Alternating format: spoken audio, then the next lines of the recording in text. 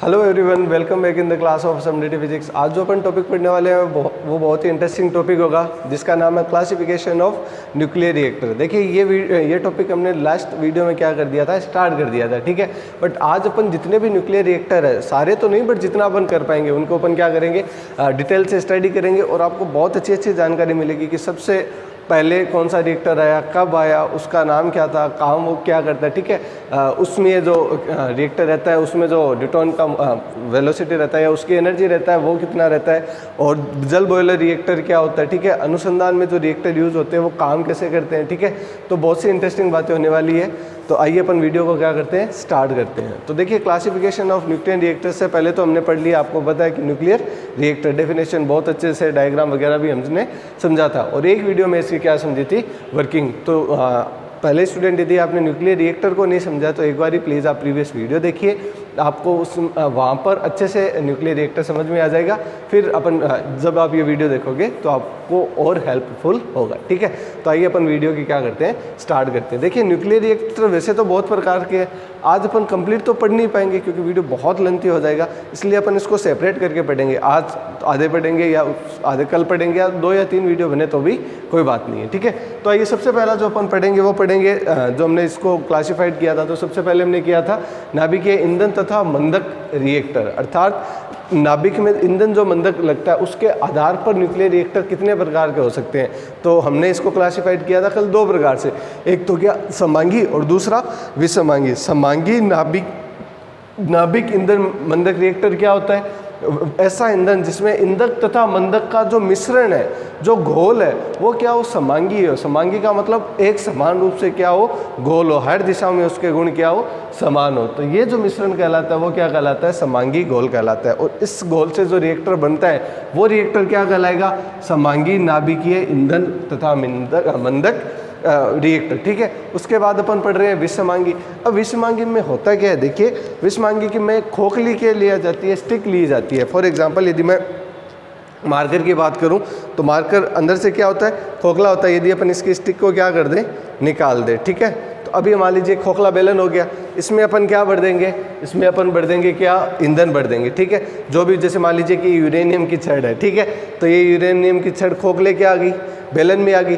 फिर अपन क्या करेंगे कि इस बेलन को किस में रख देंगे, मंदक में रख देंगे। मंदक में रख देंगे इसका मतलब, जैसे मान लीजिए कि एग्जांपल से बता रहा हूँ, मंदक के लिए अपन भारी जल यूज़ कर रहे हैं, ठीक है। तो भारी जल में इसको बंद किया और बंद करके क्या रख देंगे, भारी जल में रख देंगे, और फिर क्या करेंगे, न्यूट्रॉनों की बौछार करवा देंगे। तो फिर क्या होगी, विखंडन की अभिक्रिया स्टार्ट हो जाएगी। तो आई होप आपको विषमांगी समझ में आया होगा। विषमांगी में बस इतना सा है कि कोई घोल वगैरह नहीं बनाते, और जो ईंधन तथा उसका जो मिश्रण होता है किसका, मंदक का, वो समांगी नहीं रहता। समांगी आपको भी पता ही चल रहा है कि सर जब आपने छड़ें ली है, जब आपने उसमें ईंधन डाला है और उसको आप किस में रख रहे हो, मंदक में, पानी वगैरह में, तो कहाँ समान रहा है ना। तो इसीलिए अपन इसको क्या बोलते हैं, विषमांगी रिएक्टर्स बोलते हैं, ठीक है। और हाँ, ज़्यादातर रिएक्टर जितने भी, जैसे मान लीजिए कि एग्जाम्पल की बात करें, यदि 100 रिएक्टर अपन रेंडमली देखें तो ज़्यादातर मतलब 60 to 80% कौन से होते हैं, विषमांगी रिएक्टर। इसमें ये चीज़ इंपॉर्टेंट है कि जो नाभिकीय ईंधक तथा मंदक में जो रिएक्टर होते यूज़ करते हैं अपन, वो ज़्यादातर कौन से यूज़ करते हैं, विषमांगी रिएक्टर यूज करते हैं। तो आई होप स्टूडेंट आपको पहले वाला क्लासिफिकेशन समझ आया होगा, जिसका नाम है नाभिकीय ईंधन व मंदक, ठीक है। अब स्टूडेंट अपन चलते हैं किस पे, न्यूट्रॉन की ऊर्जा के आधार पर न्यूक्लियर रिएक्टर का क्लासिफिकेशन। देखिए, हमने इसको भी अलग फर्दर 3 पार्ट्स में डिवाइड किया था। पहला पार्ट कौन सा था, न्यूट्रॉन की एनर्जी है, सबसे कम एनर्जी है तो अपन बोल देते हैं उष्मीय न्यूट्रॉन। क्यों, क्योंकि तापीय न्यूट्रॉन मतलब थोड़ा सा भी आप उसको ताप दोगे न्यूट्रॉन को तो वो क्या कर पाएंगे, एनर्जी लेकर क्या कर देंगे, विखंडन कर देंगे। तो अब विखंडन करने वाले न्यूट्रॉनों की एनर्जी बहुत कम है,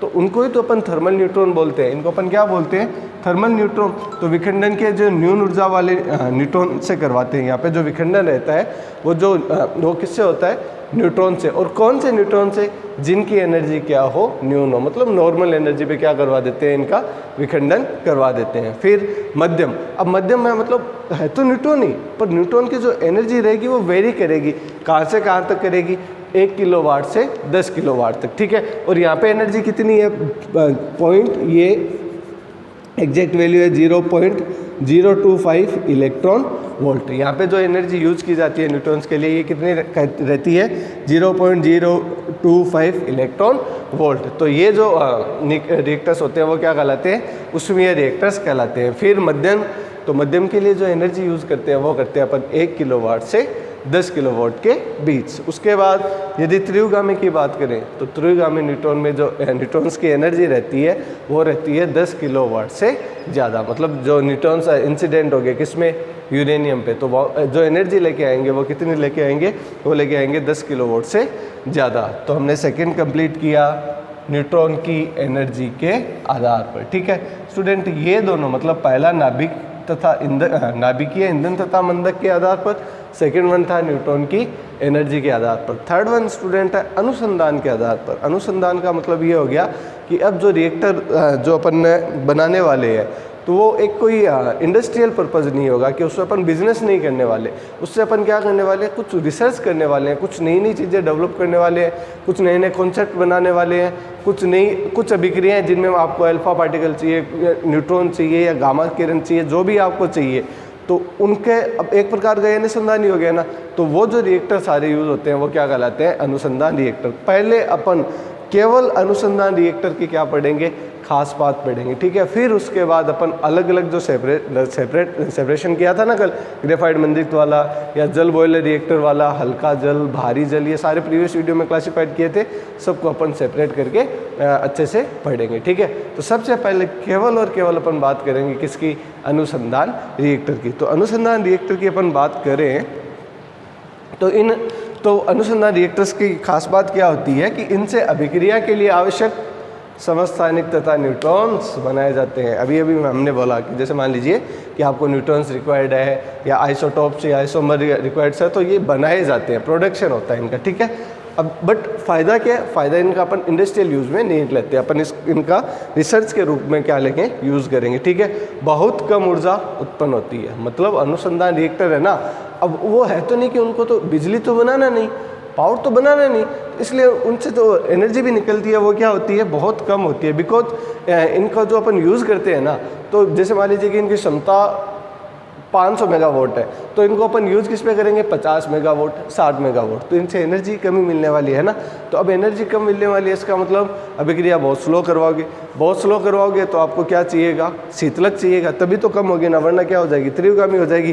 तो इनके लिए शीतलक की क्या रहती है, ज़्यादा रिक्वायरमेंट रहती है। तो अनुसंधान रिएक्टर का मतलब वो रिएक्टर जो न्यूट्रॉन्स, प्रोटॉन्स, समस्थानिक, गामा किरण, इनकी क्या करता हो, प्रोडक्शन करता हो, क्षमता से कम एनर्जी पे चलता हो, पहली बात, शीतलक की बहुत ज़्यादा रिक्वायरमेंट रखता हो, क्या कहलाएगा, अनुसंधान रिएक्टर कहलाएगा। अब जो हम टॉपिक पढ़ने वाले हैं वो बहुत ही इंटरेस्टिंग होने वाला है, ग्रेफाइट मंदिर और जल बॉयलर रिएक्टर। ठीक है, तो ग्रेफाइट मंदिर के बारे में यह कहा जाता है कि यह दुनिया का सबसे पहला क्या था, न्यूक्लियर रिएक्टर था। कब बना था, 1942 में बना था। ठीक है, नाम क्या था, नाम था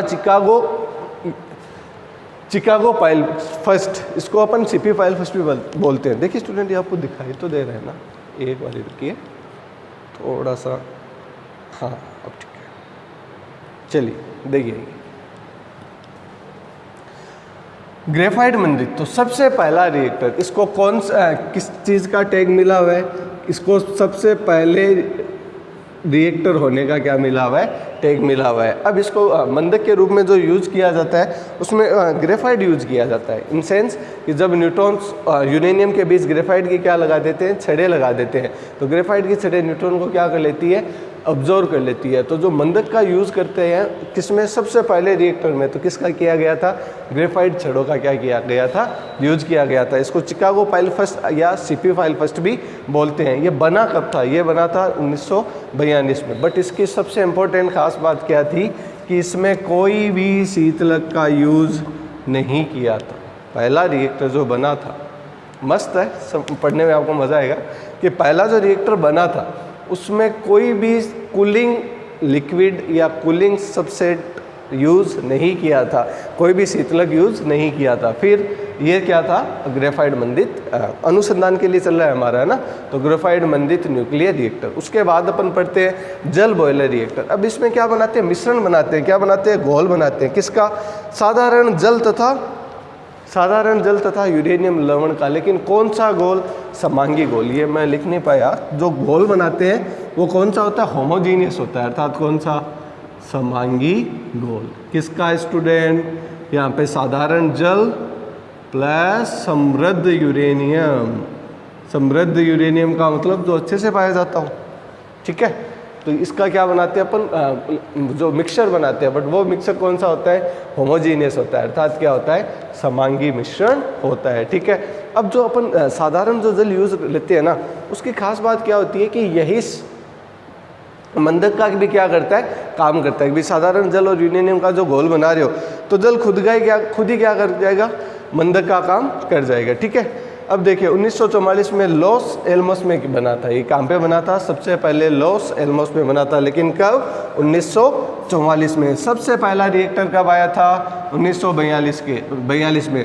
उसके जस्ट कितने साल बाद, 2 साल बाद कौन सा रिएक्टर आ गया, जल बॉयलर रिएक्टर, ठीक है। तो बना कब, कहाँ पे था, लॉस एलमोस में। ये लीजिए, ये आप ऐसे राइट डाउन कर लीजिए ताकि आपको पता चले, ठीक है। लॉस एलमोस में बना था।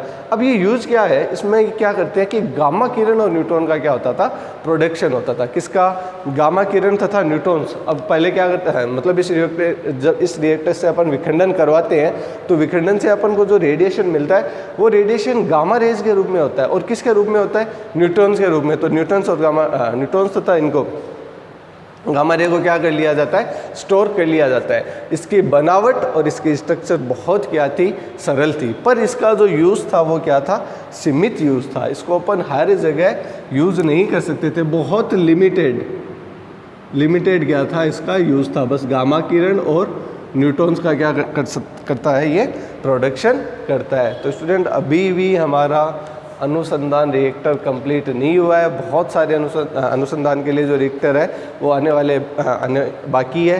तो नेक्स्ट जो अपन वीडियो पढ़ेंगे वो अनुसंधान के लिए ही पढ़ेंगे। पर हाँ, कल जल बॉयलर और ग्रेफाइट मंदिर को छोड़ के बाकी जो रहते हैं उनके अपन क्या करेंगे, स्टडी करेंगे। देखिए एग्जाम में ये पूछा जाता है, यदि पूछा गया तो हो सकता है कि आपको 6 नंबर में बड़ा क्वेश्चन एक यही पूछ ले कि क्लासिफिकेशन ऑफ न्यूक्लियर रिएक्टर्स या रिएक्टर्स का क्लासिफिकेशन समझाइए। तो student upon step by step पढ़ेंगे, बहुत आराम से पढ़ेंगे, बहुत अच्छे से पढ़ेंगे, कोई जल्दी नहीं है। एग्ज़ाम आपके श्योर होने वाले हैं, तो अपन जितना भी पढ़ें अच्छा पढ़ें। यदि आपको फिर भी स्टूडेंट इस वीडियो से रिलेटिव कोई भी डाउट, कोई भी क्यूरीज रह जाती है तो जो SMDT का ग्रुप बना हुआ है उस पर आप मैसेज करके पूछ सकते हो, ठीक है। या फिर आप कमेंट सेशन में कमेंट करके पूछ सकते हो। आई होप स्टूडेंट आपको ये वीडियो समझ आया होगा, ठीक है। फिर भी कोई डाउट क्यूरीज है तो आप मैसेज करके पूछ सकते हो। Thanks for this video. Thank you student.